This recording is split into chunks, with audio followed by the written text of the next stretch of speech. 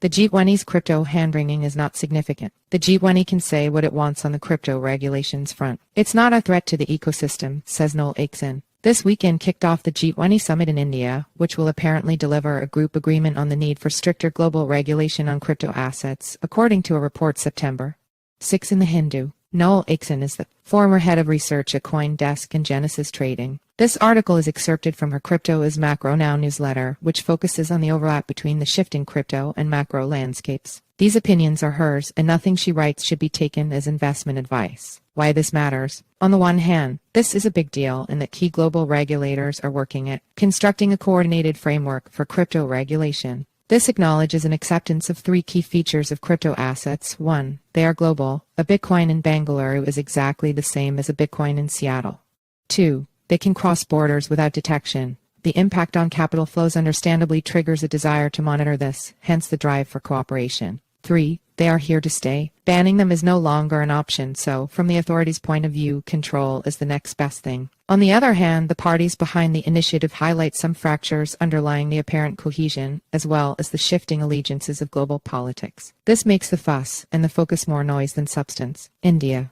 Let's start with India, which has long been calling for global coordination on crypto regulation. When it assumed the presidency of the G20 in December of last year, it made crypto coordination one of the key goals of its mandate, and statements made throughout the year have reiterated this focus. But India is not exactly crypto-friendly. As crypto markets developed, trading became such a popular activity that the Reserve Bank of India (RBI), the country's central bank and financial regulator, felt compelled to issue regular warnings about the risks of crypto asset trading. One from 2013 even mentions Dogecoins. In 2018, the RBI went further and issued a circular prohibiting banks from offering services to any individual or business entities dealing with or settling virtual currencies. In 2020, India's Supreme Court overturned this circular, and in 2021, the RBI issued a statement stressing that banks could serve as virtual currency companies as long as they carry out the required due diligence. Banks have nevertheless been reluctant to engage with crypto services, presumably out of fear of attracting the attention of their regulator, which they know disapproves of the activity. This is similar to the situation in the U.S. Servicing crypto companies is not illegal, but the powers that be don't like it, and the corresponding revenue is not enough to compensate for the risk of additional scrutiny. Banks generally do not want to get on the wrong side of their regulators. That often turns out to be expensive. What's more, in early 2022, India imposed a 30% tax on all crypto income and trading profits, double that of the standard capital gains tax. This is even more punitive than it may seem, as the income is not considered on a net basis. Losses in one asset cannot offset gains in another. Nevertheless, it conferred a certain legitimacy on crypto activities. If the government is taxing it, it can't be illegal, right? The country's banking regulator still did not seem to agree, however. In the same month, it reiterated its conviction that crypto assets should be banned, with the deputy governor calling them worse than Ponzi schemes and the governor saying that they were not even a tulip pouch. The central bank is just one arm of the government and does not speak for the finance ministry, but the tone is obviously not supportive, which imbues the calls for global regulation with a hint of reluctance. G20. Moving on to the G20 itself, its pronouncements and agreements are significant but not binding. It has no regulatory authority, and its legitimacy is conferred by the standing of its members. This is shifting. First, many assume that the group represents the world's 20 largest economies. This is not so.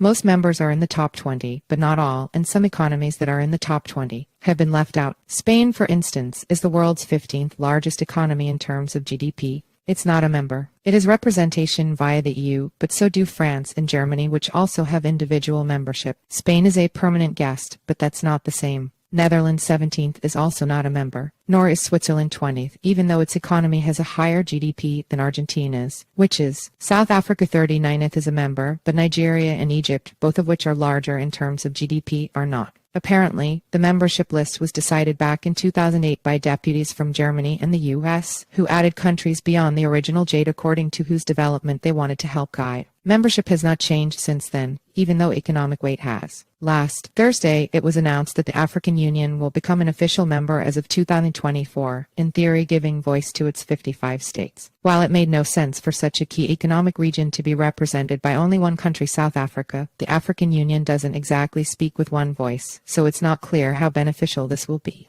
As for internal support, all member nations are sending representatives to attend what looks like a packed agenda, but China's Premier Xi Jinping is giving it a miss, even though he wouldn't have far to travel. He did find it worth his time to cross a couple of continents to attend the recent BRICS summit in South Africa. Putin is also not attending, for obvious reasons. Externally, some have called the G20 multilateralism of the big, and an article in the New York Times last week highlights the futility of many recent G20 initiatives. In the 2021 Rome summit, for example, a pact was reached to limit global warming with, among other measures, a pledge to end the financing of coal power plants overseas. Glossing over how colonial this sounds, what does overseas mean? Last year, coal-fired power generation reached an all-time high according to the International Energy Agency, a record that looks set to be beat this year. So, let's assume that we get some firm statements from the group in support of the Financial Stability Board's FSB's latest policy recommendations, published in July. That's very likely, since the recommendations don't actually say anything interesting. There's a smattering of authorities should have the appropriate powers, apply regulation, cooperate with each other, and require crypto asset service providers to manage their risk carefully, and not much else. I mean, all that sounds fair, but to this interested observer, there seems to be a lot of noise about nothing. True, the recommendations do urge tighter regulation than many regimes such as the U.S. have in place at the moment. Let's assume that this is taken as an imperative. Will China conform? Will Argentina? Will all African Union member states? Will the EU be willing to adapt its hard-won MiCA framework to conform with a direction guided by a very different political and economic system that of India? And beyond the G20, or is it now the G21?